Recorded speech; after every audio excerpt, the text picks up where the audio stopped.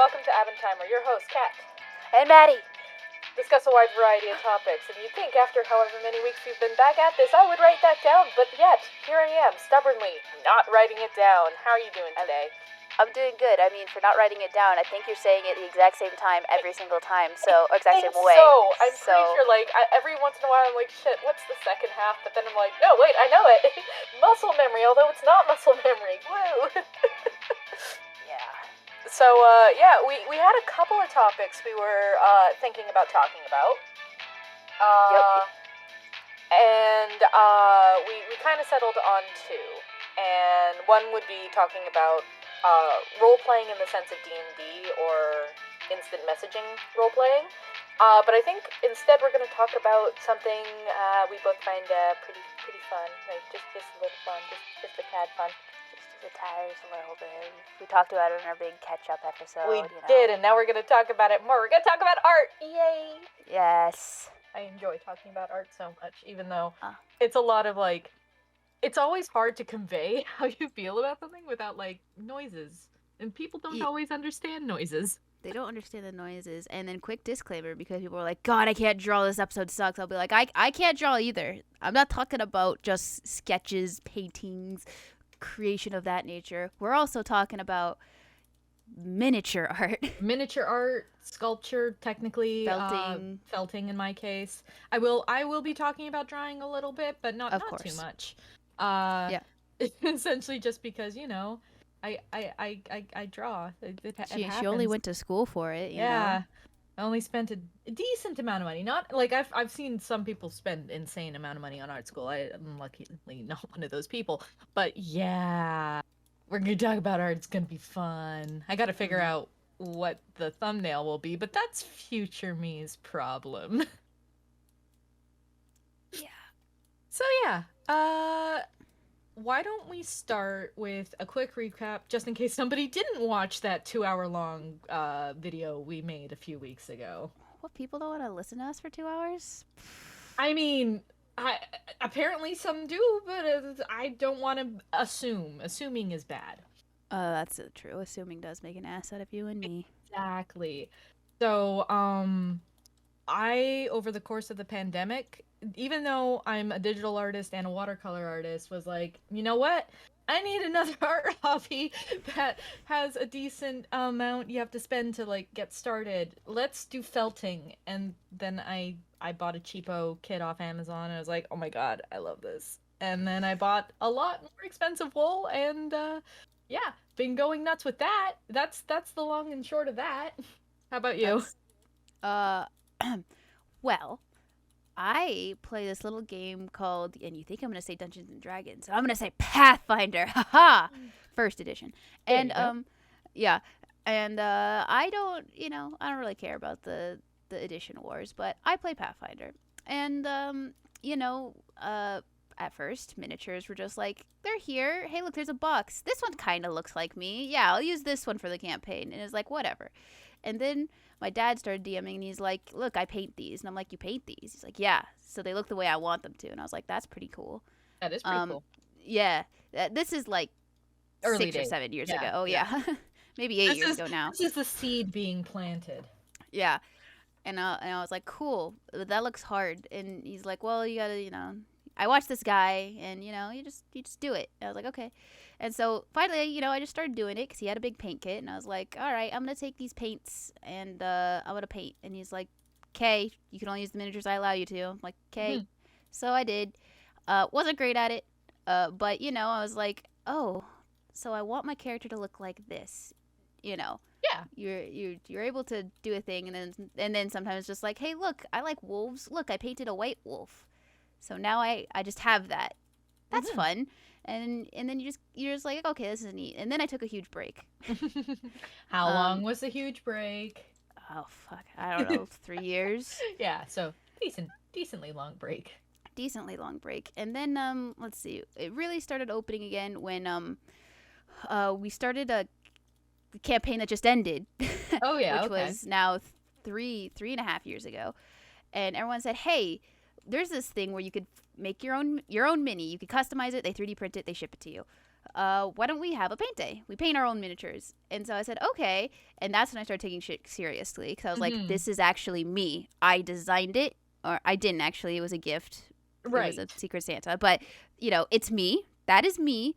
I know what I want, the colors I want to look like. Okay, I just need to make sure it looks good. So then I started practicing. I was like, okay, how do I want to do cloaks? Okay, I have this miniature. I'm just going to practice this cloak with this red shade because I want it to look like this. Okay, that red looks good. Okay, how do I do red hair? So I just started practicing. Then the paint day came, and everyone's chilling. They finished theirs within 3 hours.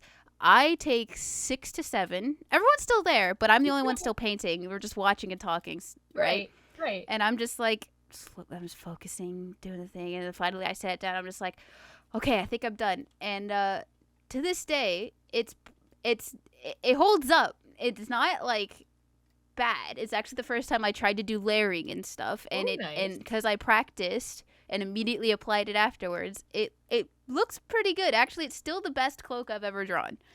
Right. Highlighted, yeah, that one. Um, so yeah, then I was like, wow, it looks good. I can paint. If I practice, I can paint. I could have a creative outlet for my addictions.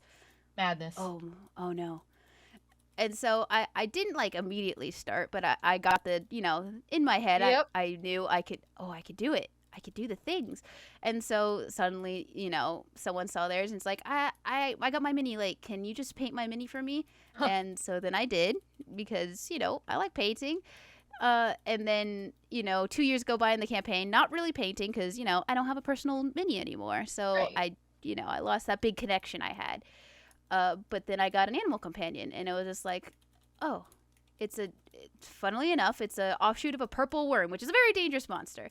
But there's a big model for that, and I knew someone who painted it, and so I looked at their video, and then I bought the model, and then I took the 3 months it took Oh for my me to god. paint the miniature, and that came out great, and I was like, oh, it looks so good. Oh, I'll never be able to do that again. But then you just start going. Yeah.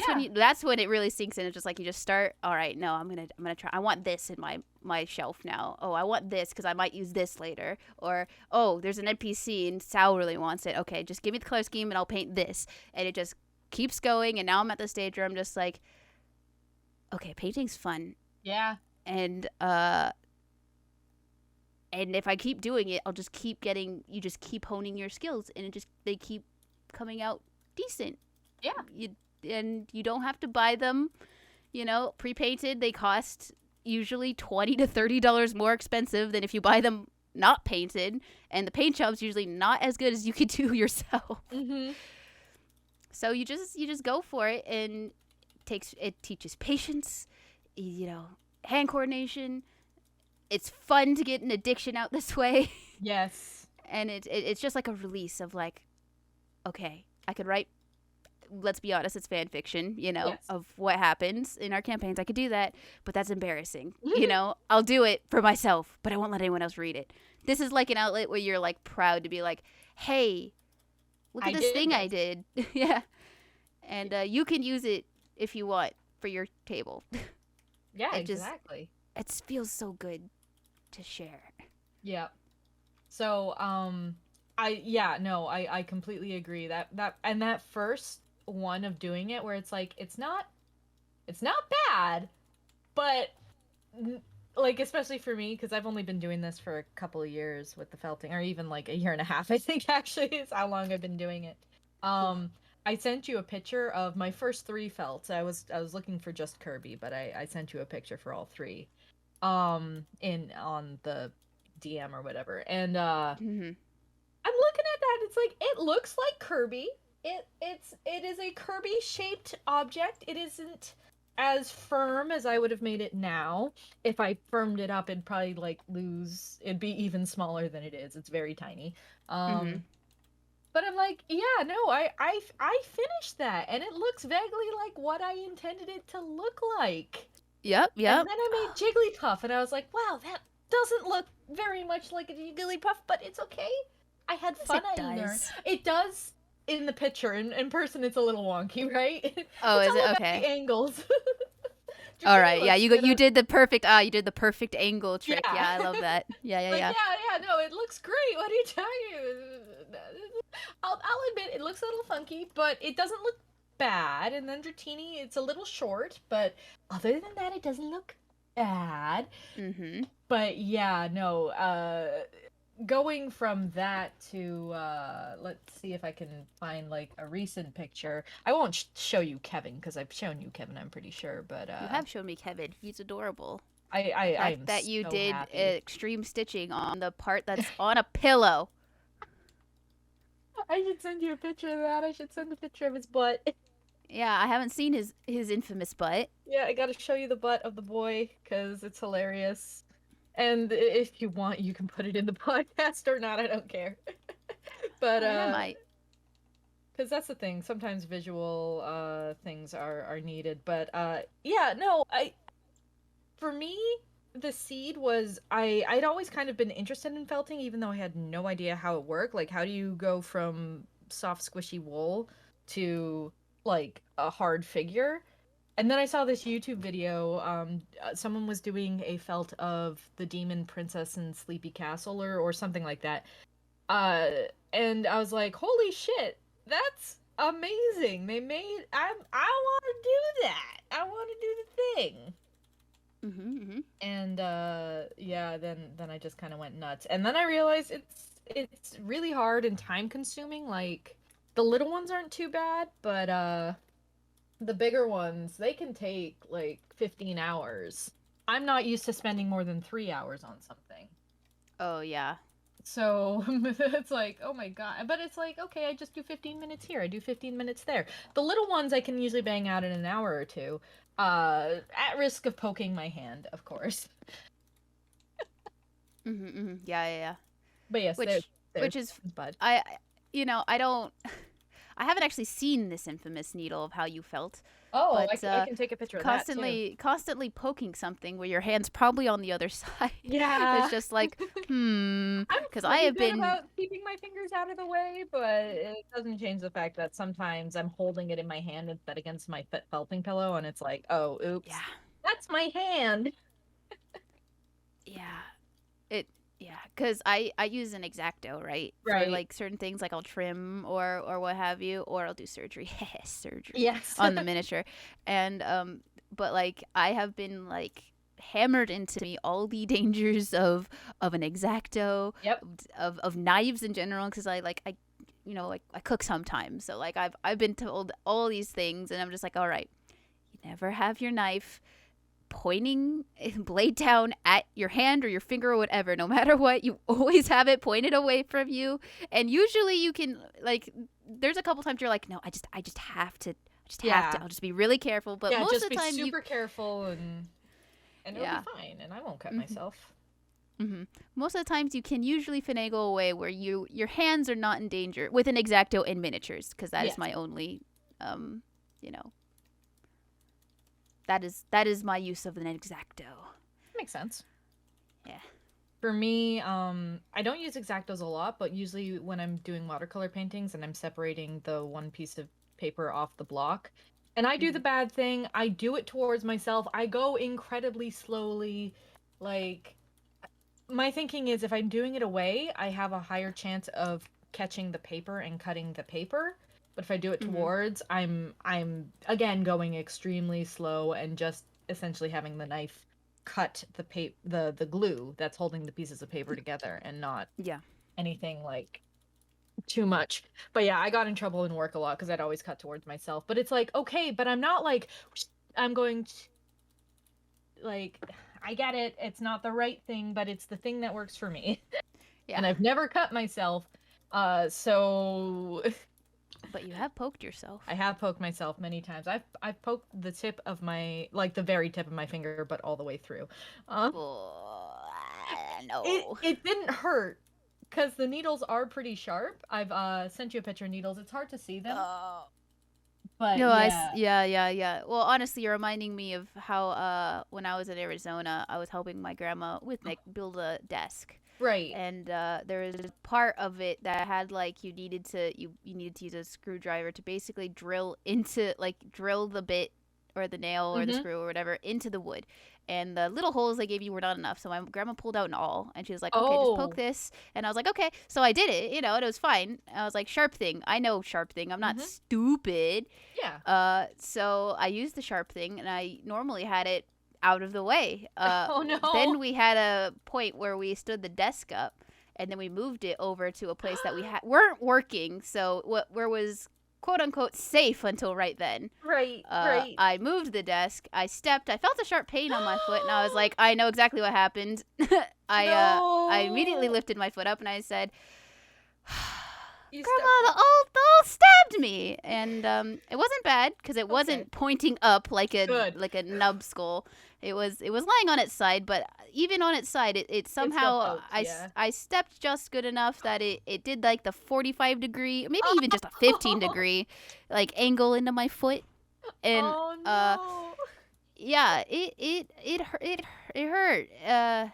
Yeah, it was stinging, and I was like, okay, this is not bad. Then I tried stepping. I was like, oh, that's like just a Oh, bruise. That's just like a bruise on my foot for yeah. 3 days. That hurts. Oh, Wow, yeah. bruise. Ew.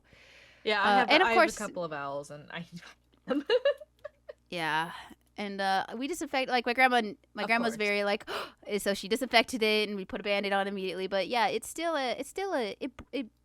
bruised or whatever cuz god, it just felt like I was stepping on a bruise. Well, and that's the thing. Like, you probably did bruise yourself pretty badly. I'm glad you didn't puncture, because like the thing with owls is they aren't always like super sharp. They're just very thin point at the front, and then they get Mhm. wider as you go down. So like, yeah, as long as you don't puncture, you should be okay. But that I can still imagine that hurting like a son of a bitch. Oh my god.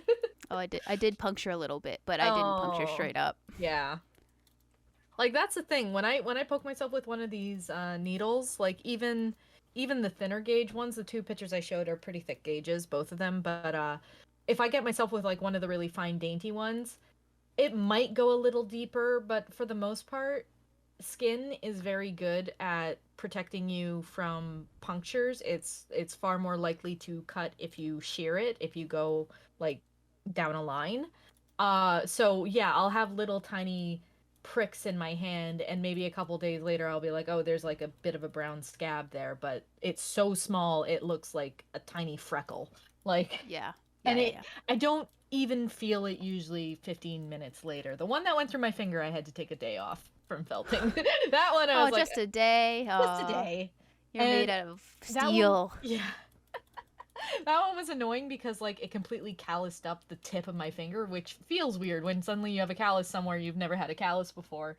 Yeah. So I was like, I had to kind of let that heal entirely before I got to another big project. But you'd think I would have done that on Kevin, but I actually think I did that on the project I did before Kevin. It was like something small. Small things are the things I poke myself the most on because they're tiny and I'm holding them in my hand.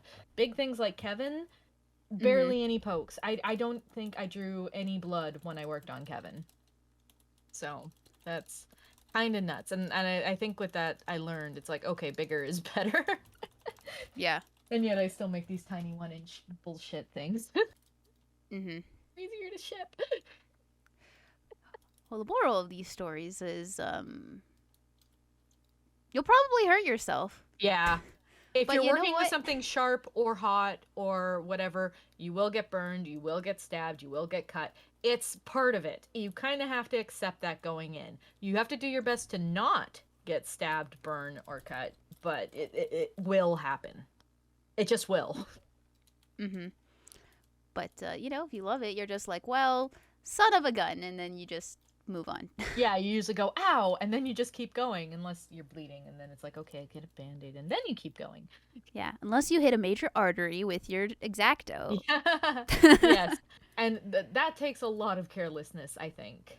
It does, yeah, because one to be aimed anywhere near that, you need to be doing something really dumb. Stupid, like incredibly stupid. Um, I know one of the worst cuts I had wasn't actually an X-Acto knife, but it was we were doing woodworking in school, Oh yeah. Wow. Back in Specific. the days where you No, had useful things to do in school. this was still art school, so not Oh, really. okay. This Got was it. Never mind. wood sculpture.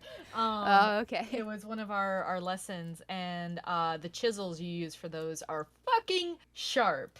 Everything to do with wood sculpture is dangerous as fuck. You have like Dremels and sanders, and they will all tear your fingers off if you do it wrong. And the chisels, of course, will, they're just fucking sharp and like really sharp, sharp enough to go through soft wood. I am not as hard as soft wood. Wait, shit, phrasing. Wait. Yeah, phrasing easy there. But no, it's like, so I think that was the worst cut I ever got in school. Was I was trying to chisel something and I nicked the side of my finger, and it's like, god damn it. I liked woodworking, but my god, the damage I did to myself, not worth it. Yeah. Oh, that quickly reminds me, which is funny because it actually still goes back into role play. Critical Role.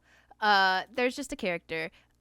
And he's a gnome who woodworks, but he's like a roguish kind of figure. Mm, He uses his chisels as basically custom daggers, I guess. That's how he attacks people, or with his wood chisels. And the fact that you said they're super sharp, I'm like, they're all right, this all so makes sharp. sense. They're so sharp. And like, it's one of those things, anytime you have a blade, like you do have to sharpen it, and all I could think of was like, I don't want to ever have to need to sharpen these because they're Yeah, curved. Like not all of them are straight lines. Some of them are U's, some of them are V's.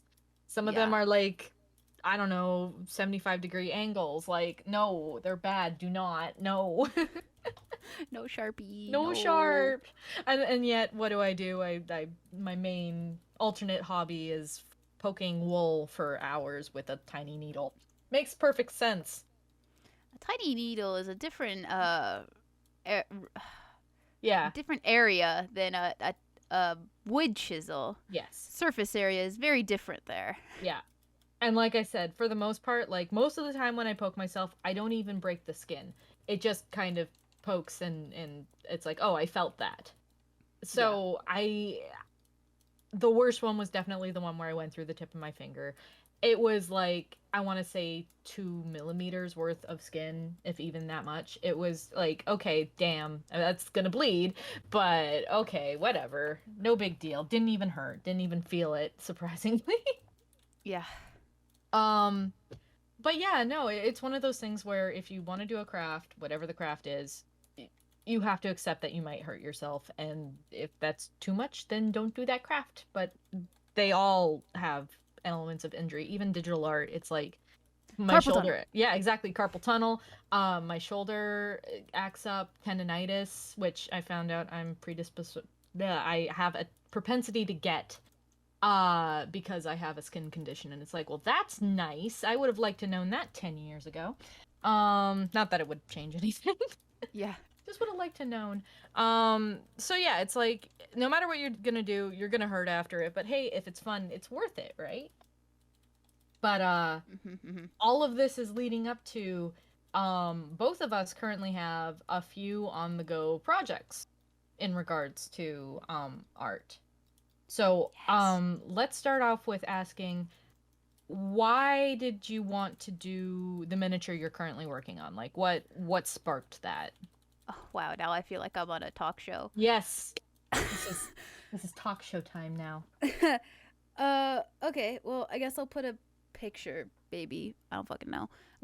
But basically, I had done I had this is gonna be a miniature backstory before the miniature I'm currently painting. Sounds good. I had a fire giant miniature, basically that I guess maybe five.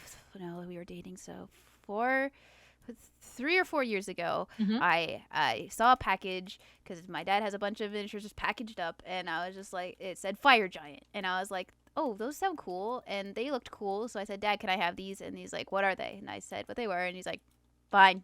You know, now he's like, you opened my fire giant? And I'm like, I asked you. But anyway, besides the point.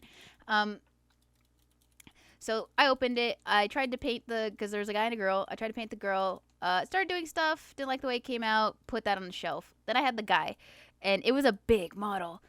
And so I was just like, I'm just not gonna touch this for a while. So for a while, I had it over at Sal's house, just like at the windowsill, and we joke that he's just protecting, because Aw, he his little protects. his he has like a sword, so it's just like, oh yeah, he's just protecting, he's just keeping an eye on the windowsill. And then Sal got the apartment, so then we moved it again, and it was now in front of our PS4, PS5. It's like, okay, now he's protecting the electronics. Oh, look at him. But the downside of that is he was staring at me constantly, and now it had been years, and I was just like, I had finished, I don't even remember what I finished before that, but I'd finished something else. It turned out good, and I was like, I want a big project.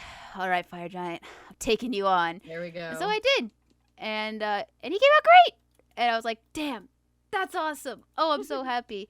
And then I lost the will to paint something else, because I was like, that was my project, and I finished. And I hate when that happens, and it's like, oh my god, I just finished this huge thing. Now I can take a break, and then the break ends up being like a month long of not touching anything regarding to that craft. Yeah, and it's like, and nothing's really hitting me. I guess I'll just paint this vampire. So I want a vampire. I'll paint the vampire. But I kind of like, I want a big thing to paint, but there's like nothing here. So eventually we make our way to the game store, and because I don't know why, but I guess it was Sally uses that either to like cheer me up or to be like, oh, why don't we do this? I'd just like to go somewhere, and he knows I like it. Right. So I think we had like finished dropping his grandma off at the airport, and it was like, sad, and hugs, and bye grandma, we always miss, that's always sad. So he's like, okay, well, we're right next to the game store, so why don't we go there and just like see if you want to buy some more paints or something. And I was like, okay. So we went, and I got some paints, and then I always browse the minis, because I'm like, you never know when just a good thing's gonna show up. So I'm looking, it's like, nothing here. I already got the giant, I already got, the fire giant. Don't really want to paint a giant. Already got the something else. Look. Something at the bottom. I'm like, what's this? Kind of big. I pick it up. I look at the bottom, and it says fire demon. And I'm like, oh, that's great, because we're going into like a demon campaign next. There you go. And I was like, okay, this is great. It's fire demon. It looks big. It looks kind of cool. So I start looking at the sculpt of it, because it's in like a pieces. It's like a heavy put together one. I was like, okay, that means either it's like good or it's bad.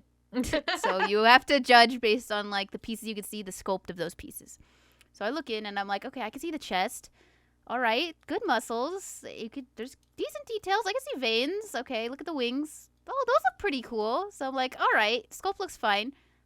Fire demon, I'll get it. It looks cool. And it was only like $15 or like $11. And I was like, this seems like a steal. Okay, I'll get it. Great. Then I put it together. And I look at it, and I'm like, whoa, this thing's sick. It had like a cool base. It was put it all together. I was like, whoa, that's like, face looks cool. He's got the muscles. There's 2 different pauldrons with different things. And I'm like, wow, this fire demon looks really cool. And I show it to my dad, and he's like, why do you have a Balrog? And I'm like, it said fire. What do you? Oh. And so then I look up, because a Balrog in, that's Tolkien, but that's also a Baelor in like D&D Pathfinder universe. They're like the same kind of demon, so Baelor. And I'm like, oh, it said fire. Is this just a? And so I looked up Baelor, and it was like, showed me pictures. It's like, oh no, yeah, this is a Baelor. And I was like, I got a Baelor for $11. What the heck? Awesome. Yeah, so I was just like thrilled, and I looked online. Apparently, that's just the standard price for the unpainted version. I was like, this feels like it shouldn't be that, but okay, I'll take and it. so I'm currently working. I took a while to get it going, because I still had kind of like the apathy of like, I had this cool thing, but then I'd have to put it together, and then I have to prime it. So it took me a while to get going. But now I'm in it, and everything's still fun. You sometimes you want to just sit and play well. Yes. Sometimes you just want to lay in bed and read. Yeah. But once you like start on your art, whatever it may be, even if you're just like, oh no, I should effing do it, god damn it. So you start on it. Once you start, usually it's just like, all right, I'm in the groove, and you just start going. And that's how that Baylor is happening right now. And I actually had a painting day with Sal and a friend this last Sunday, and that was really fun, because I just primed a bunch of things for everyone, and they like bulk worked on like some bulk worked on zombies. Sal bulk worked on some like NPCs, because he doesn't really paint, so he was just having fun with it. Right. And then I pulled out my wolf, and I painted that from scratch, because campaign starts in 2 days, so I kind of need it. Yes.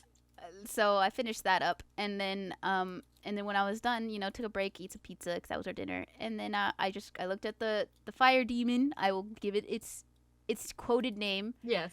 Um, and I had already done the skin, but that was all I had done. And I looked at it. I was like, all right, fire demon, it's time to really start working at you. And for like the last 2.5 to 3 hours, that I was just working on the fire demon, and it's not done yet as of right now, as of when we're recording. Right.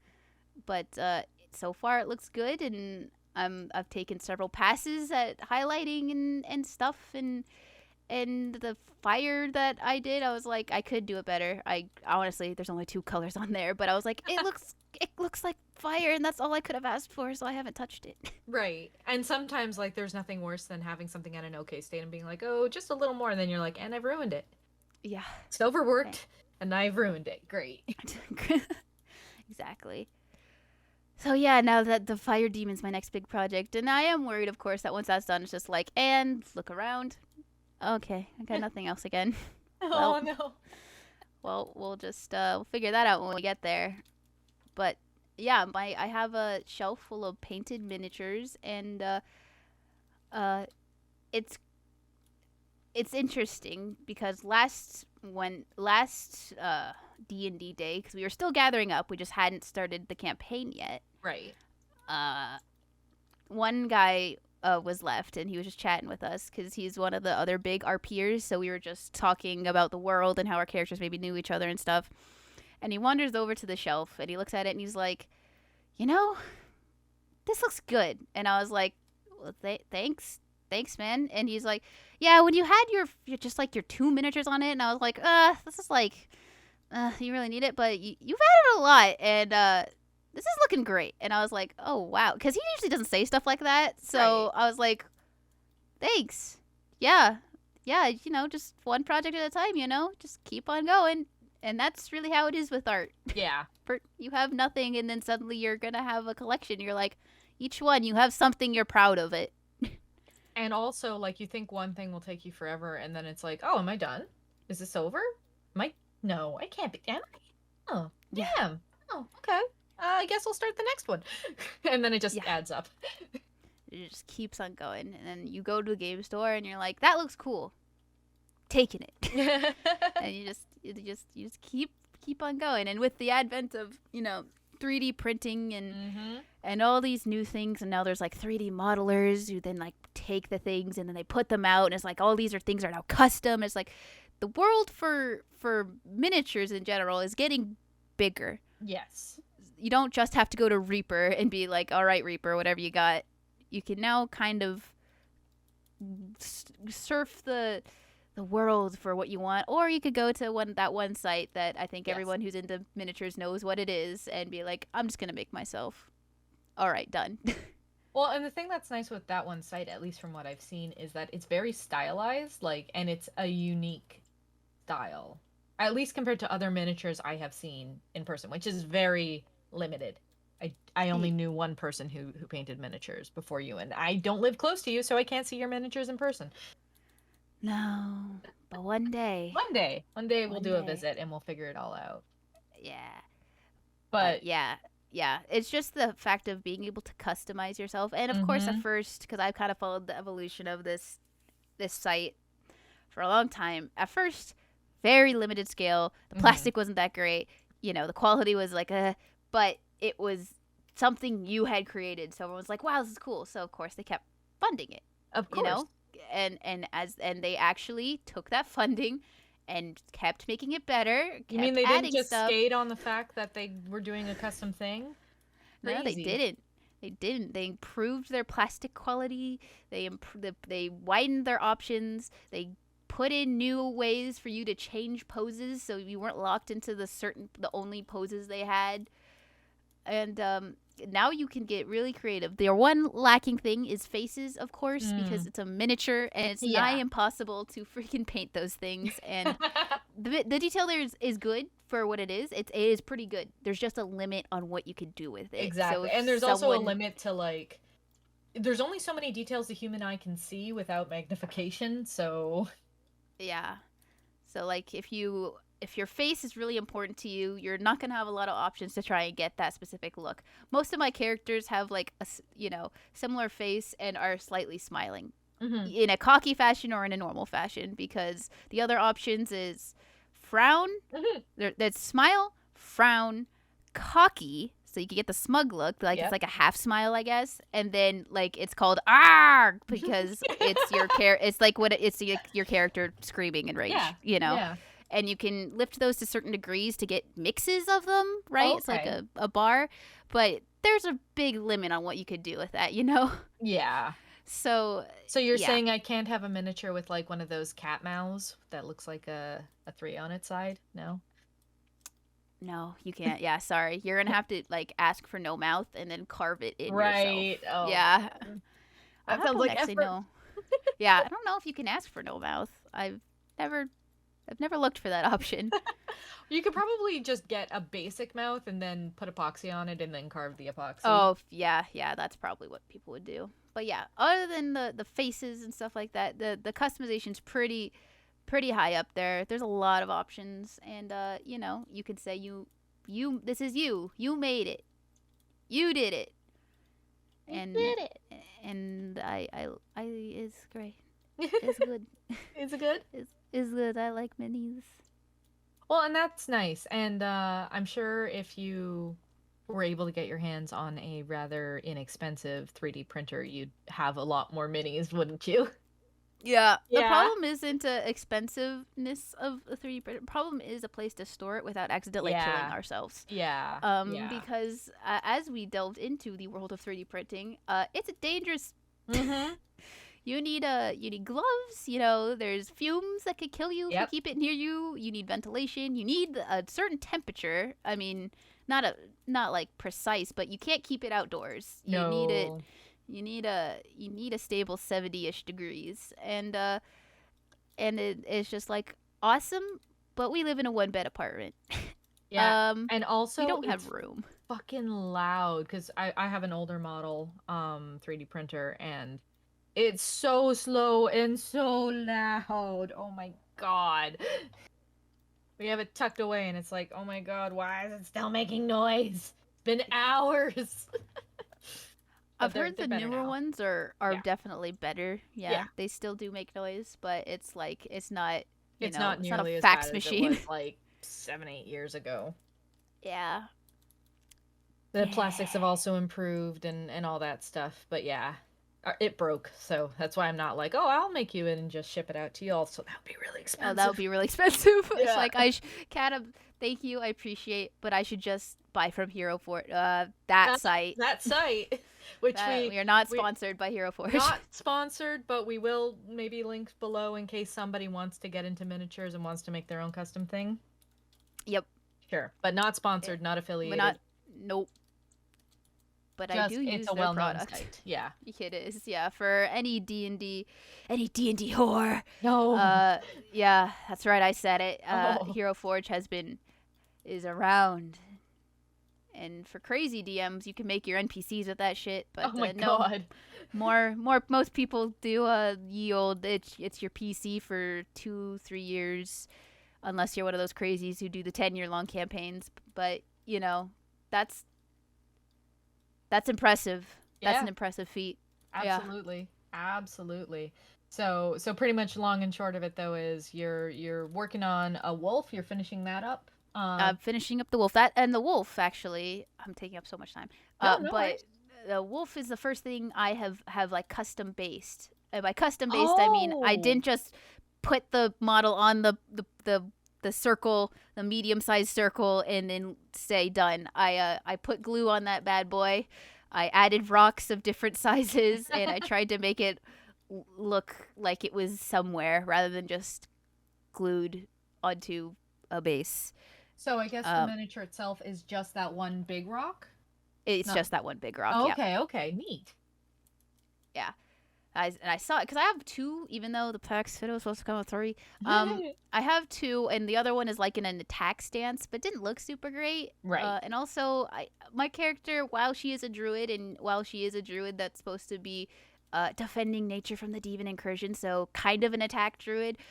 I am not my background, I'm soft spoken. I don't immediately go into attack mode, and I wanted my wolf to reflect that as well. So I chose the very calm, kind of on a rock, mystical looking, you know. I chose the not attack model, even though I know a lot of people would probably choose the attack model because attack models are cool. I can Yeah, agree with for that. sure. I can see that being interesting. You can always save the attack model for something else, or maybe you'll figure out a way to make it look more to your liking and do it then. Yeah. Oh, and I see that's the Balrog or the Balor, the other The picture. Baylor. Yeah. Yeah, that yeah. Oh, that And you looks can see great. the fire looks like I could do more. It's two colors with a glaze of another different type of yellow, but it Like looks fine like this. So I the thing with fire, because it's inherently like in real life, you can see through it. It's one yeah. of those things where it's like, oh man, if you just had some resin, you could make that and then paint the resin. And but then it's like, oh, that's getting into a whole other crafts and Yeah. too much So, work. so I was like, you should add some gloss, and I'm like, okay, I hear you on that one, babe. But gloss, here's the thing: is gloss is used for stuff like eyes, I things that are yeah. liquidy. Mhm. It would probably look really weird if I put gloss on fire. I agree. I Um, don't think gloss is the right way to go with that. yeah. I always appreciate his decisions, even though a lot of them, sorry dear, is you should just dry brush it. And I'm like, see, here's the thing: is dry brush isn't a cure all. It's a good Very technique. handy tool to have in your back pocket. It can do a lot of wonders, but there are more techniques. There are, there are a few, but I do appreciate them nonetheless. The Yes, of course. advice, because some of them are just like, actually, yeah, you're right. Yeah. Yeah, It's like, yeah, that would probably do with a good glaze of brown or a good glaze of or dry brushing or yeah. whatever. Just like, oh, you should add like a lot of it is usually like colors because I Hmm. know the techniques a little more, but it's like you should like try and put that there, and I'm like, oh yeah, Yeah, yeah, okay, yeah, I see what you're getting at. I Yeah. got that. I understand this. So yeah, miniatures fun. Miniature's fun. Uh, Well, I'm glad your wolf is probably going to be ready for your campaign though in a couple days, right? So it is. I'm basically going back and forth between painting that rock brown because of the color issue, or just trying to glue grass, like you said, and then just hope that the color variation is enough. hmm I'm sure you'll figure it out. And the thing is, like, you can do even just a little. Do you have matte glaze? I have matte varnish. Matte varnish, okay. Because if you had matte glaze, I'd say do like the tiniest bit of brown and a bit of the glaze, and then paint that on the rock and see if that achieves the effect you want. Because that would just give it a weathered look, and that might That's be true. enough too. Yeah, I might do that more because actually I kind of did that instead of adding Oh, I like see. stuff. I it's just really thin paint, and I kind of tried to glaze that into like the recesses to add some Yeah, I color. see it. I see it. I could do it heavier because it isn't that standouty. Maybe more on top Okay. near the paws. Mm-hmm. Um, yeah, I'll But have that to would put a also picture make up. it blend in with the rocks that you glued to the side, which are a bit more of a reddish brown color. Yeah, yeah, that was a mistake on my end. I tried Oh, to fix it, but it's okay.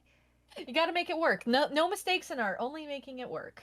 Only yeah, But yeah, so no, I'm glad you're having fun with the miniatures because I don't know. It's just so fun to find a new hobby that doesn't necessarily correlate to anything else you do because it's like I don't feel like painting or I don't feel like drawing or I don't feel like editing. It's like I'll do this instead. I'll do I'll do the other thing. Yeah. I have like many things that like I don't know what I'm trying to say here, but like painting does always tie into usually my D&D hobby. So Hmm. like certain hobbies tie into each other, but like stuff like I have a lot of them, so it's like wow, that ties into like a friend group and nothing else. Right. Painting that ties into D&D and usually like nothing else until I try to make money off of it. Yep. And I don't know, editing that ties into the well, Everything. I mean, like, everything. yeah, Whatever I need editing for at the time. So I have a exactly. few hobbies that like have their corners, and then some tie to each other barely.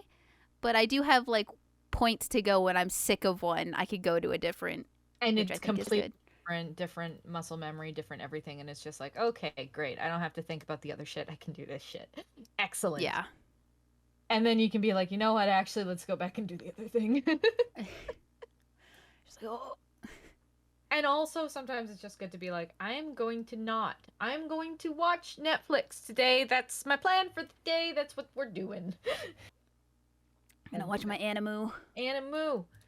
Some new animu this season already airing. Some of it okay, some of it not okay. We're not talking about that today, though. If you want to hear What we're the excited for, you can listen to what, last week, or was it the week before that that? was last week. Yeah, Okay, that was okay, last week. okay. I was also gonna say you could join our Discord and go to the anime channel because I see you're putting your first thoughts on a Yes. lot of things you're watching. Yes, I try to do that somewhere. I figured the anime Discord channel is the most appropriate place to put it. Yes, So it's like, yes. yeah, this is just based on the one episode, what I feel after I watch it. A lot of it Mm. is, man, did not like that. You'd think I'd hate anime with how much shit I'm like, but it's like, look, when you have so many shows a season, a lot of them are gonna be shit. That's just Yeah, how it works. It's a law of numbers, right? there's gonna That's be what a that lot of is. misses there. Yeah, but a couple hits. So yeah, but on the That's good. Discord Uh-huh. Yep, yep. Now, now. I'm gonna take control. I'm gonna wrest control of the podcast. It's being I don't wrested know. from me. I don't know why, because I suck at this. But I think you've discussed how you started felting, Hmm. but I am interested. I guess I'm interested to know. Besides the haha, I can stab things. How you feel about it? How you like it? How you enjoy making your Kevins and your Kirby's and your Jigglypuffs come to life. Yes. Well, at first, I think what hooked me was the fact that it's like it is extremely therapeutic just to poke something until it's another thing. Oh, my Mm-hmm. thing was delivered. Excellent. I told you refreshing makes it arrive faster. Anyways, it's wool, funnily enough. Uh, Nice, perfect timing. I'll talk about what that's for later. Mm-hmm. What I really enjoyed about it is when I watched the YouTube video, it was like I saw them mixing the colors in a really nice gradient. I saw that they were able to make essentially what looks like an Android figure, but it's The wool the fook. stuff. Yeah, no, it was like I will have to show you the video later, and maybe you can link it down in the bottom as well, just so people can understand what I'm talking about. But it was just like that is so cool. I have always loved sculpture, but clay is messy. I don't Yeah. like, and also you need specialized tools to both cook the clay or kiln the clay or glaze the clay. Like it is so much work and money that I don't have. Like I wish I did, but I Mm-hmm. don't. Um I love resin, but much like 3D printing, it's toxic as fuck. And I do not have enough of a ventilated studio where I could keep myself or the cats okay. So resin's right out. Like maybe one day when I have a studio I'll dabble into that. But I can't right now. It's too expensive and too toxic. And they're getting better, but it's still too toxic. Um Yeah, I'm too scared to work with resin because along the lines of mini painting, you could do like yeah, terrain right. and like water requires Mhm. resin, and it's like that stuff it looks amazing, It right? looks Resin looks cool. so good when it's done, and it's like for me it would be for using to make little eyes for characters I don't want to felt the eyes on. I like felted eyes luckily. So but Hmm. yeah, if I wanted to make essentially glass eyes minus the glass, I could do it out of resin, but it's just no. No, it is so toxic. Yeah. Yeah. And oh god, a tangent, sorry. I was watching a video about making a silicone mold, and this was a while back for a completely unrelated to art thing. And Mm-hmm. the lady in the video nearly touched the mixed silicone with her bare hands, and I had a conniption because it's like, okay, first of all, that shit gets hot. Like that shit gets really hot. You don't touch it with your bare hands. You don't do it in a non-ventilated area. You wear gloves and long Mm-hmm. sleeves. That the stuff in a lot of this stuff can seep into your skin, which can cause health issues down the line. So you may be fine now, but who knows in the future? I work in a paint shop where people have shakes because they would work with carbon fiber when they were younger with no ventilators. Yeah. Ah, ah. So yeah, no, that was my little like, please, whenever you're doing something, look at how dangerous it is. Because Mm-hmm. you may see people on YouTube doing it without gloves or hairnets or long sleeves, but you should probably be wearing all of those things or safety glasses. I have legit, while felting, worn safety glasses Yep. because the thing with those fucking needles is they snap, and sometimes they just snap and they stick in the wool, and that's fine. You take it out, you cover it in tape, you put it in the garbage. um but I've had one time where it snapped and it just flew up, and Oh then I God, heard that's. somewhere tink tink tink tink and it was like, oh, I should wear safety glasses while I do, specifically working with armature, because you can hit the wire and then break the needle and it can go flying. Yeah, that'd be scary. And then I'd be scared to be like, okay, there's like a sharp piece of metal around. Am I gonna step on that shit? Luckily, I have hardwood floors, so it's pretty easy Okay. to see the metal. But if I had a rug or anything, yeah, I'd have the exact same worry because again, they're sharp. Yeah. Um, but yeah, no, for me, wool was the perfect. I can do something that is pretty much non-toxic. Like there might be some stuff in the dyes of the wool or on the metal itself that might not be the best for me, but Mm-hmm. I usually have my needles in a holder, either a wood holder or a plastic holder, Yeah. because it just gives you more to grip onto and that it's more comfy for me.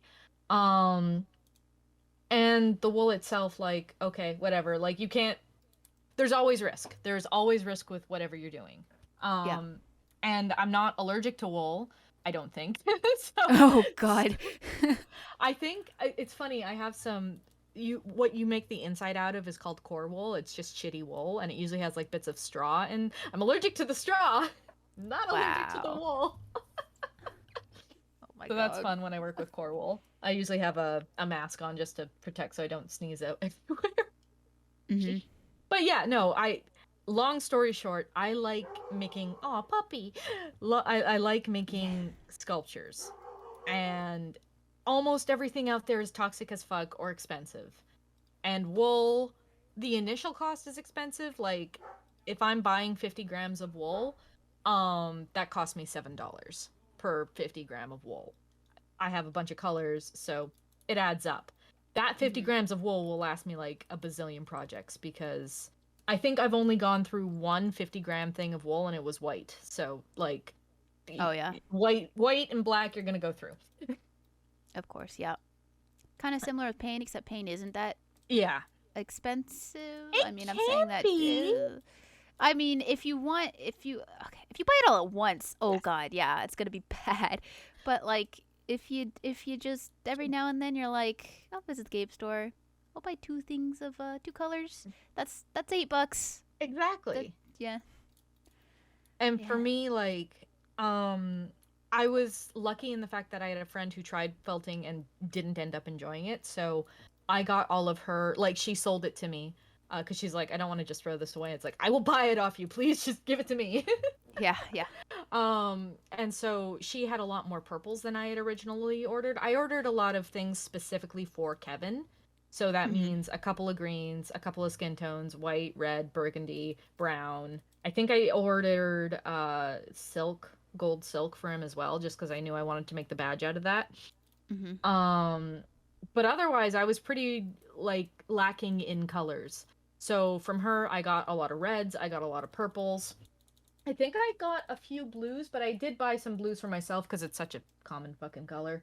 Yeah. Um, So yeah, no, thanks to her, I have quite a variety of color, and I can mix wool in a way to get colors I need. But Yeah, then that just boggles my mind, I actually. know, right? Me too, because I'm like, how? When I was working on Lecter, again, tangent, sorry. I was commissioned to make Lecter, and Lecter has this very specific shade of red hair. It's kind of like a berry color, but it's still quite red. And I had one color that was perfect but a little too muted, and another one that was perfect but far too vibrant. And I'm like, what? What if I just?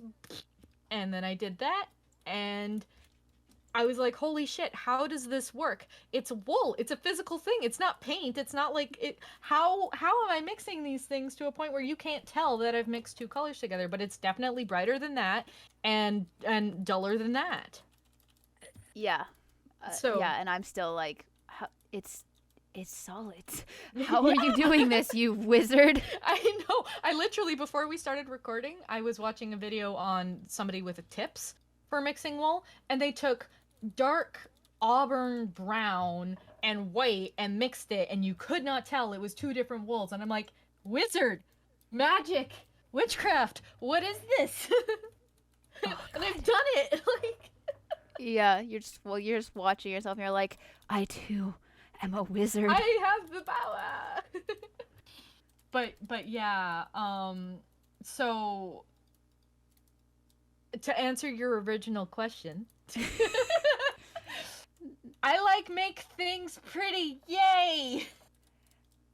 I'll go a step further with that, and Okay. I'll say, you like sculptor, but no die to bad things. Exactly. I like sculptor, but I also don't want to spend a shit ton of money because resin is expensive. It's toxic and expensive. Like, ugh. Yeah, and then clay, you need a bunch of stuff, Yeah. and yeah, Yeah, clay isn't and as messy. expensive, but I don't have a kiln. I don't have access to a kiln.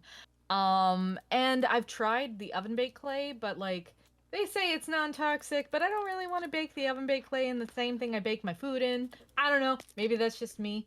I like keeping my art tools and my food tools My food separate. tools separate.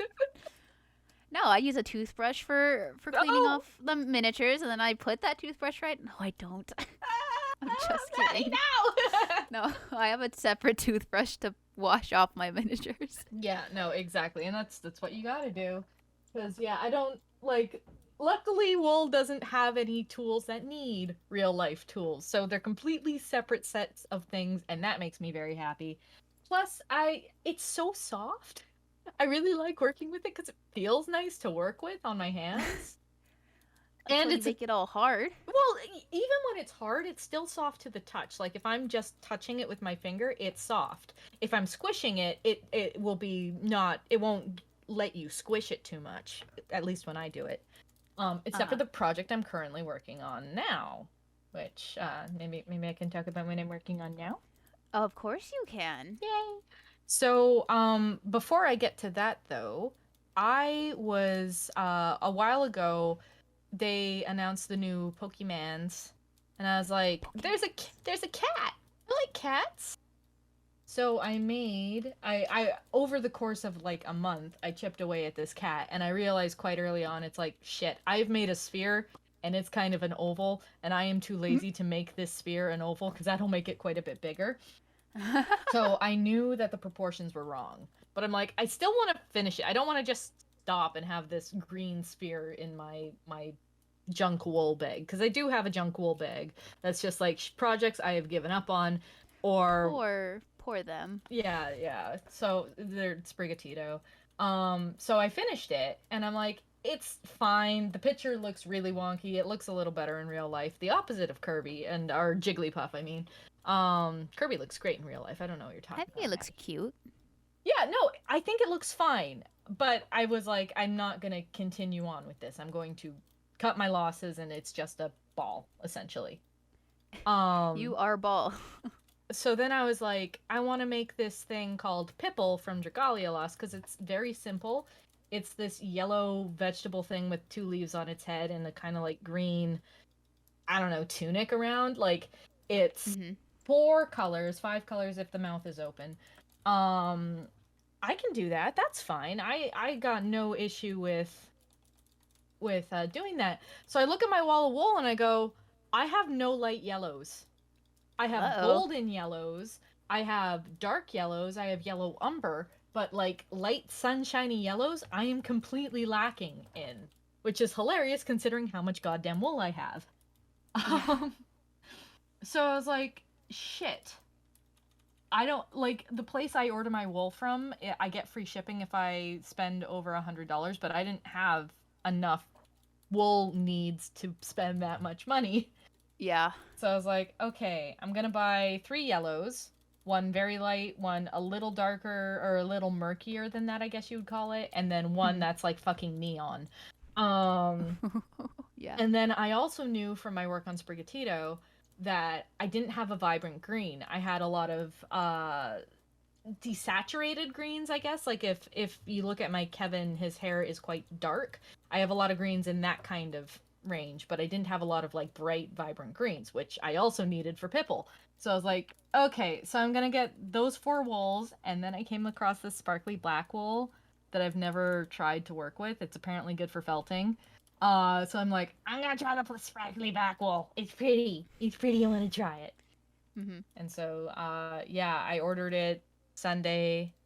Yesterday they dropped it off at the. And the funny thing is, this place that I'm ordering my wool from, they're down the street from me. They don't have a storefront. They just ship out of their home, but I know they're down the street from me. That's that's funny. So they probably dropped it off at the post office I go to when I drop off shit, just for it to come to me today. So yeah, Money. I am looking forward to doing that. But in the meantime, I'm like, shit, I want to do this, but I don't have the wool for it. And I don't know how you are, but when I want to do something and I can't, like I legitimately can't because I do not have the things to do it with, I go squirrely. Oh, you go a little squirrely. Just a little squirrely. So I was like, I could make from the Kiseki series, there are palms. They're very simple shapes, a flat kind of purple face, and then a lot of poofs. I know how to Mhm. make poofs from working on Wooloo a while back.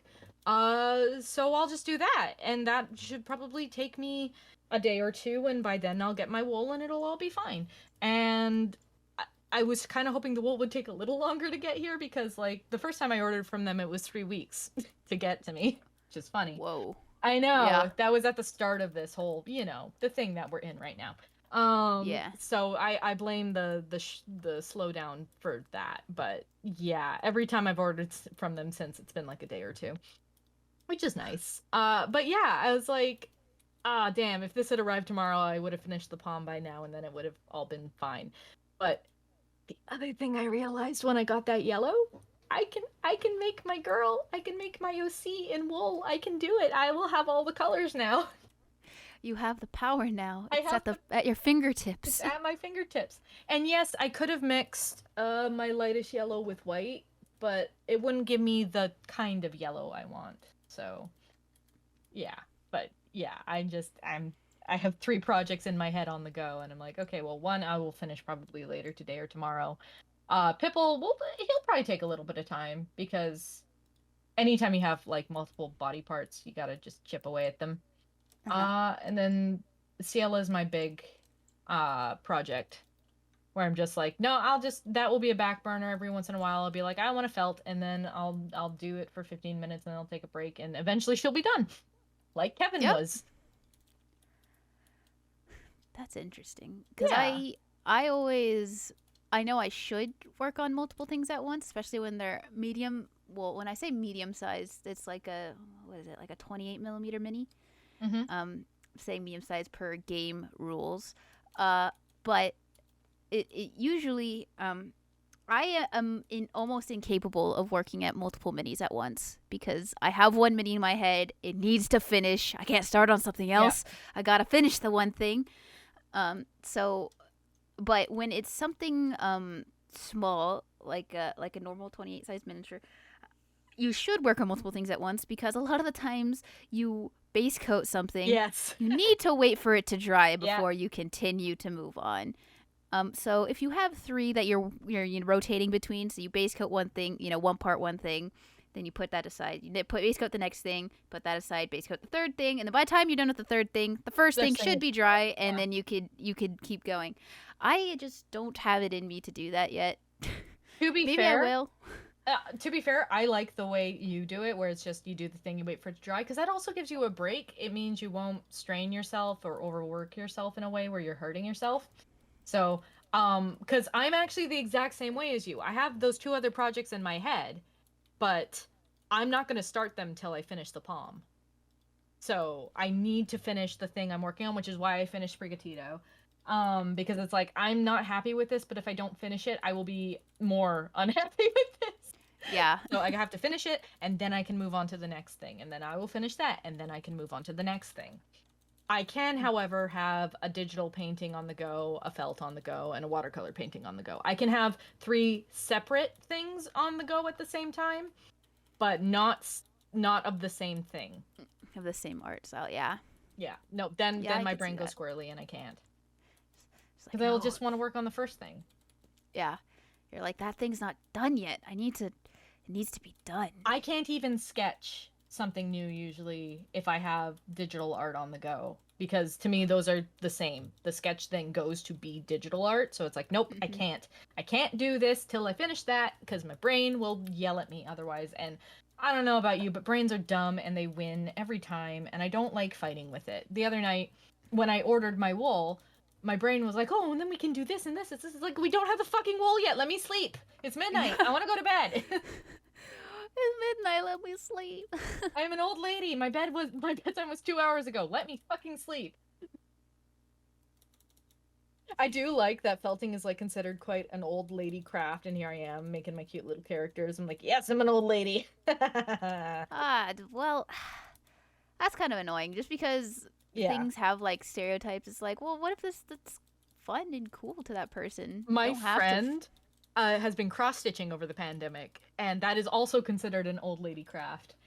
And the amount of old ladies she has had to deal with because she doesn't do it the exact way they do it. It's like, are there X's on the Ida? Then why are you yelling? We're not destroying the integrity of the craft. This is Oh a my god. thing a lady literally said to her because she didn't stitch in the proper order. She does like bottom left to top right and then bottom right to top left instead of whatever. Like, is the X on the thing? Then why do you fucking care? Yeah. That's like a form of gatekeeping. It is a form of gatekeeping. And then like a tangent again, sorry. I've been watching these art of craft videos that are on a channel called Makeful. And they're really interesting, but they always have this point where it's like, oh, and the kids today, they don't appreciate the beauty of the physical thing because they're all staring at their phones or whatever. And it's like, no. Part of it is you assholes kept all this shit secret and then you're mad that it's dying out. Yeah. You can't expect people to pick it up if there's no way for them to know how to start. Yeah. That's why I appreciate YouTube videos who are Yes. just like kind of tutorials basically, or just like I watch one specific guy in particular to learn. It's not like big. It's Dr. Faust's Painting Clinic. That's his channel, Mm-hmm. and he's been doing this for years. He has videos 10 years old, and he's still doing it. And you know he slowly upgrades. He slowly upgraded his like camera setup and Mm-hmm. stuff. And you never see his face. You just see the miniature, and he says really good stuff. And it's funny because I was like, okay, I said how this is the first time I based a miniature. I said, Mm-hmm. how, okay, well, I don't know how to base, so fuck. All right, I'll look at Dr. Faust because he has everything. His most recent basing video is about 10, is almost at the 10 years. It's like Wow. maybe it's 6 years old now. But it was like old. I remember seeing it and be like old, and it's like his old camera, really bad audio and stuff. And he's like, so in the video, he's like, so I've gotten a lot of requests on because it's like part of a series called like the basics, Okay. and it's like how to base. He's like, so I've got a lot of requests on how to base miniatures, how to add grass and stuff like that, and I've never done it because I just assumed everyone knew how to do it. Right. And he's like, but I realize that with people getting into the hobby, it's always good to go over this stuff. So I'll show you how to do this. And so that reminds me of like he's not a gatekeeper. He thought he figured, oh, this is like a basic step. Everyone knows how to do it. But then he got enough, people being like, hey, can you teach me how to do that? He realized, oh, new people are trying to get into it. Okay, I'll Yep. show them how to do it. And I was like, okay, man, I really appreciate this. Even though this video is really old, I almost want him to do a new one. Yeah, like an Um, update, just yeah, for the higher quality, if anything. yeah. But I'm glad it was there, and he had the the thinking to say, oh, This didn't come I thought across my this mind. way, Yeah. yeah, but you guys told me separately, and so okay, that makes sense. Here, this is how I do a basic base, and I was like, okay, great, thank you. This is the information I needed. Yep. I had a similar thing when I was learning how to felt. I watched a lot of YouTube videos. And there are a bazillion videos on how to make a circle or how to make simple shapes, and that's all well and good. But trying to find videos on so there are different type of needles. The two I showed you are both triangular type needles. hmm And that just means the if you were looking at it straight on, you'd see a triangle. Yeah. But there are things called spirals, and that's where the needle and the barbs actually turn, or there's a star-shaped needle, or there's a crown needle, and it's like, okay, but why do I not just stick to a basic triangle? Like, why would I want to do any of those other ones? And I found this YouTube video series by Felt by Philippa, who has a lot of great beginner resources for felting in general. Um, and she went through and she showed this is how this needle works. This needle's great for if you want to go fast. This needle's great if you want to attach a mane to an animal. This needle's great for that. And, but hmm and but finding somebody who doesn't just do here's the basic shape. And it's like, that's great, but I'm a little past that. Not quite Yeah. that beginner. I would like a little more information. But hmm it's pretty much, it feels like, at least for felting, you're either get bare bones basics or people just doing their own projects and calling it a tutorial. And it's like, Oh yeah, I, not like explaining it at all. yeah, exactly. Or like, oh, it's ASMR. It's like, I don't care about the sound of the poking. I get that all the time because I do Yeah. this. Um, but I would like to know how you got to the place where you got. Like a lot of the Japanese felters, which is the bulk of felting videos on YouTube, will be hmm like, okay, I'm taking this much carded wool and turning it into a ball and it's exactly the shape I need it to be. And I'm like, how do you measure that? Because How? Tell me how. I just grab wool, and if it's not enough, I grab more, and if it's too much, I make everything else bigger. Like, I would love to know how to measure my shit so that I could figure all that out. One of the things I did learn, specifically with my commission, is that if you draw a front, side, and back view of the felt with the proportions consistent across the three, it's like, oh, that helps because I can just take the thing I'm holding and hold it up to it and be like, yeah, that's about the size I want. But That's I, it. I wouldn't have done that unless I had watched the original video, where I noticed they had a diagram of how big all the pieces needed to be, and I'm like, oh, you have to plan. Oh, I haven't been doing that. I've I've just just been been winging rolling. it. Yeah. But you can in felting, you can just wing it, and results will vary. But my results have been okay. Yeah. Well, there you go. There you go. Yeah. Make it work. I said it earlier. I'll say it again. Make it work is the biggest thing in art. There are no mistakes. There are just happy accidents. Honestly, it's so fucking hmm true. I can't even get over how true it is. Yeah. And at some point, say, at some point when you're working on something, and if it's not quite doing what you want, you should say, all right, this is good. Hmm. Let's move on. Never stay on Exactly. something for too long. That's the thing. I would rather be like, you know what? I have to cut my losses and move on to the next project instead of being pissy and working on something that I know isn't working. I a while ago tried to felt Elliot and it was not working. It was my second time felting a humanoid type character and the proportions were wrong. It wasn't getting to the size I wanted it to be no matter how much wool I added. And I was like, you know what? It ain't working. We're binning it. And Yeah. that hurt. But one day I will go back and I'll try again and it'll work. Or it won't and I'll bin it again. But you got to know when to cut your losses because otherwise you will just work yourself into a corner where you're not happy. And if you're not having fun, what is the fucking point? Yep. Even if it's work. If you're not having fun, what is the point? At least in regards to art. Obviously, work is never fun. Work sucks. But no, you know Yeah, what I mean. Like, I do. yeah. Yeah. Sometimes you just, yeah. A lot of Just people I as feel like they're failing if they stop a project. It's like, no, it's just it wasn't you weren't resonating with it. Move on. Yeah. Well, and a lot of mine is like I'm like a super perfectionist. So if I Mm-hmm. see a thing where it's just like, no, it could look like that. I see it. It's on the internet. It's right there. I see it could look like that. Why is it not? I can't make it look like that. Why? I know I'm gonna keep going. But at a certain point, you got to be like, okay, I'm not happy.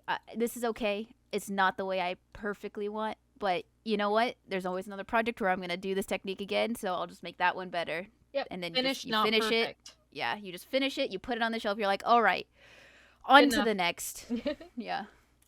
And the thing is, there's nothing wrong with going like coming back to it later and just with your new knowledge quickly touching it up. There's no harm in that either. I Yeah. before I put Mew up for sale, I didn't like how parts of it had the armature just vaguely seeable. So I grabbed one of my pink good wools because I had good wool now. And I tried to patch up the things, but my good wool was ever so slightly more pigmented than the wool I had originally used. Oh So I no. had to recover all of Mew, which is fine because I like how it looks even more than I did before. And I was like, okay, I shouldn't have touched this thing again, but I'm glad I did because in the end I made it work. It was like 15 minutes of work to just get a light layer of good wool around everything. And I got to cover up the armature. So win win win. Everybody's happy. And by everyone, I mean me. Yep. Because I don't give a shit if other people are happy. Maybe that's selfish. Eh. Oh well. Shrug. Rog, what can you do? It's funny though, because when I took pictures of it, I'm like, oh, there's a lot of flyaway wool. Because anytime you add wool, you'll tend to get little fuzzies and you could poke them down, but that takes a lot of effort. So I just took scissors and that worked too. I love that name, flyaways. Yeah, well, I don't know how to describe them otherwise. I'll show you a picture and you'll be like, "Oh No, yeah. I saw a little bit on Kevin's butt. You see Yes. little wispies. Little wispies." Yeah. Yeah. Well, and I especially didn't care about Kevin's butt in that regard because he's sitting on a pillow. You don't even see his butt. Yeah. Originally, you were going to, but then I was like, shit, I made the base too small. And that's the thing, you learn from every project. Even if you're happy with it, you'll learn from every project. Even if you hate the project, you will learn from that project. So just keep moving forward. That's the biggest hint I can have. And if you are there saying, well, I can't do this, sure, but like, have you tried? Like, maybe you'll surprise yourself. I don't know. Yeah, let me tell you a quick touching story about last Sunday. My boyfriend Sal, he draws. He draws. But we were going to have a painting day, so he said, "Okay, I'll paint with you." Mm-hmm. And we finished the painting day. I'm hyper focused on my stuff. He's given me things to be like, "How do I do this?" And I tell him a very basic way cuz I know he's not going to layer and all the other stuff. And so he does his stuff. End of the day, he has 3 miniatures. He has an elf, he has 2 dwarfs. And he says, "How do these look?" And I looked at it.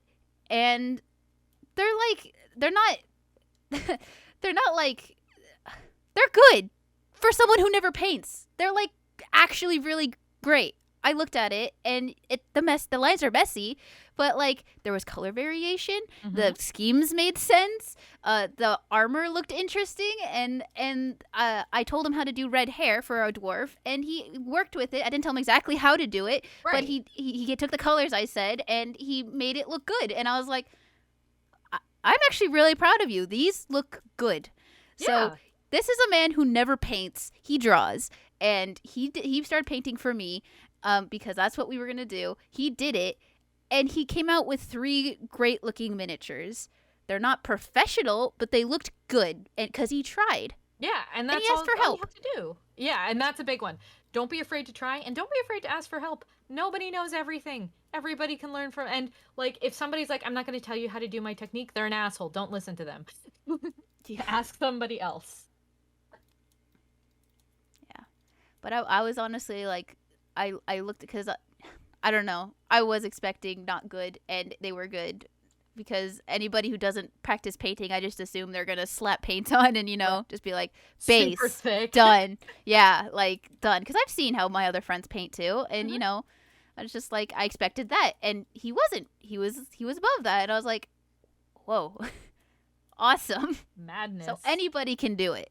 Yeah. Anybody can do it. You just gotta try. And if it ends up not being for you, at least you tried and you know. Like, I, I years and years and years ago saw a video of somebody making a felt thing, and I'm like, how do? And then I didn't think about it till the beginning of all this shit, and that was the kick in the teeth I needed. It was like, this is cool. I could do cool things with this. I make sculptures. I could make sculptures out of wool. This is something I could do. I just got to try it. That's so cool. And it was like, at first I was like, oh man, family's gonna hate that I'm getting another space intensive hobby. But at the end, my family was like, oh, that's so neat that you're doing this. I never would have thought of you doing this. It's like, validation! Yeah, yay! Madness. Art is fun. Art Not is for fun. everyone, but there's a lot of different kinds of art out there, everyone. So art can also be a lot of stress and pain, but that's also part of the fun, is you get past that, and then on the other end you have something that you made. And that's cool. Yep. And it may not be perfect, but it's yours. And nobody else in the universe could make it. Only you. So Yep. That's how I feel. I love art. Even when I'm cursing at it and going past me, why did you think it would be fun to do this? Why did you think it would be fun to draw all these mushrooms? Yeah, no, exactly. It's the what if factor of my brain, I hate it. But at the same time, it's made me do some really fun things. So it's like, okay, you get off this time, what if portion of my brain. But next time, I'm not going to listen to you. And then I listen to it, and you be careful. Yeah. But yeah, I think that's a good place to end it. Is just try, experiment, have fun, don't be afraid. And if you're really worried, go on Amazon. They have a lot of cheap shit. They do. To just give it a shot. Although I saw someone reviewing like a tattoo machine they got off Amazon. Don't do that. Can't recommend that. Go to a like actual place and see if they have lessons or whatever. Like, yeah, no. Yeah. And Amazon you don't have to limits. and you don't have to start big. No. You could start with a little bit of color wool. You could start with a little bit of paint, just the basics, and you see if you like it. Miniature. Yep. And yeah, if it ends up not being your thing, at least you haven't spent a whole bunch of money or time on it. But if it ends up being your thing, cool. Now you have a new hobby. Enjoy. Now you can invest. Yes. And maybe even one day make money. No, I mean, like, it's one of those things where it's nice if you can, but that shouldn't be the end goal. That's just a nice byproduct. Yes. But yeah, I guess next time maybe we'll talk about RPs if we still want to. Yeah, holy crap, we talked about art for almost an hour and a half. Yeah. Remember how I was like, oh yeah, well maybe if we're short, we can just talk about RPs at the end. It'll be fine. I'm a fucking moron, I swear to God. We could go off on anything. Anything. Tangents. Tangents are our downfall. They always have been, they always will be, but that's why people apparently listen. So, I've been Kat. I've been Maddie. And we will see you next time, whenever that is. Hopefully next week. Yes. We'll be back. We'll be back. We're doing the thing. Yeah. All right. Bye.